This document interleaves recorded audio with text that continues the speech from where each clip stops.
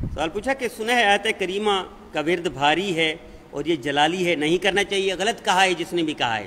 آیت کریمہ یا کوئی بھی آیت، کوئی بھی ذکر بذات خود بھاری نہیں ہے۔ جس طرح ہم کھانا 2 روٹی کھاتے ہیں، ہم 10 روٹی کھائیں تو کیا ہوگا؟ بدہضمی ہوگی۔ ہم اسی طرح چائے 1 کپ پی سکتے ہیں، 4 5 6 کپ پیے تو کیا ہوگا؟ یقیناً طبیعت خراب ہو جائے گی۔ تو یہ جو وظائف ہیں یا اذکار ہیں، کسی شیخ سے پوچھ کر کریں تو آپ کی طبیعت کو، آپ کے مزاج کو دیکھ کر بتائے گا، تو تبھی کوئی فرق نہیں پڑے گا۔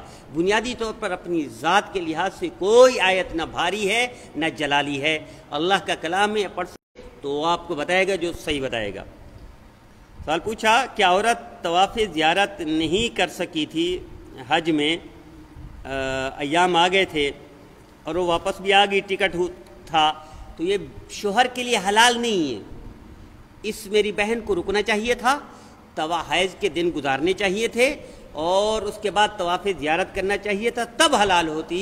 اور ان کے ذمہ یہ لازم ہے، یہ تو حج کا اہم رکن ہے، یہ تو فرائض میں سے ہے، یہ کیسے چھوڑ دیا؟ کس نے بتا دیا؟ اب بھی اس کا تدارک اور ازالہ کریں ورنہ گناہگار ہو جائیں گے۔ اور ایسی بہنیں ان کو چاہیے اس وقت، مثلا جیسے کل بھی کسی نے پوچھا کہ ہم دوائیں استعمال کریں تاکہ حیض کے دن نہ ہوں اور ہم روزہ رکھ سکیں، بالکل جائز ہے۔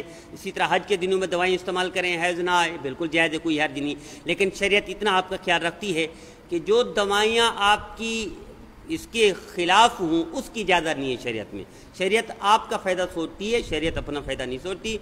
دوائی اگر آپ کو نقصان دیتی ہے تو کوئی اجازت نہیں اس کو حیض روکنے کی۔ دوائی آپ کو نقصان نہیں دیتی تو پھر آپ روک سکتی ہیں، حج بھی کر سکتی ہیں، روزے بھی رکھ سکتی ہیں، کوئی حرج نہیں ہے۔